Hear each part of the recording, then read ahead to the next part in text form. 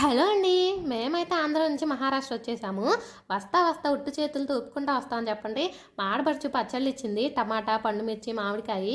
దాంతో పాటు ఇడ్లీ రవ్వ అనమాట. ఎందుకంటే ఇక్కడ దొరికే ఇడ్లీ రవ్వతో ఇడ్లీలు వేసుకుంటే అదేదో సినిమాలో గోడ కొడితే తిరిగి వస్తాయి చూడండి, అలా ఉంటుంది ఇడ్లీ పరిస్థితి. కానీ ఈసారి లగేజ్ ఎక్కువ ఉందని ఒక్క ప్యాకెటే తెచ్చుకున్నాను. ఇవి కూడా మా ఆడపడుచుల చెట్టు మామిడికాయలు. మా చెట్టు అయితే ఇంకా ఊరలేదండి. ఇవైతే చక్కగా ఊరినాయి. స్మెల్ కూడా సూపర్ వస్తుంది. ఇంకొద్దిగానే పండాలి, అందుకని మళ్ళీ తిరిగి మూటలో వేసి కట్టేస్తున్నాను పండుతాయి అని చెప్పి. వీటన్నిటితో పాటు రైస్ కూడా మోసుకొచ్చుకోవాలండి. రైస్ అయితే మా పొలంలోయే. కాకపోతే అటు వరకు అయితే రైస్ ట్రాన్స్పోర్ట్ ఉండేది కదా, ఈ మధ్య రైస్ ట్రాన్స్పోర్ట్ ఆపేశారు. అప్పటి నుంచి మాకైతే ఇబ్బంది అయిపోతుందండి, లగేజ్ ఎక్కువైపోతుంది. అందుకనే తక్కువే తెచ్చుకుంటున్నాము. అన్నిటికన్నా నా ఫేవరెట్ ఇక్కడ దోసకాయలు కూడా దొరకవు. సరే అని చెప్పి ఒక దోసకాయ అన్న మోసుకొచ్చుకున్నాను. ఎక్కువైతే లగేజ్ మోసి చేతులు పోతాయి కదండి. ఇంకా మా పాప ఏం మ్యాంగో కొయ్యమంది. కొద్దిగా పండింది కదా లోపల, టేస్ట్ సూపర్.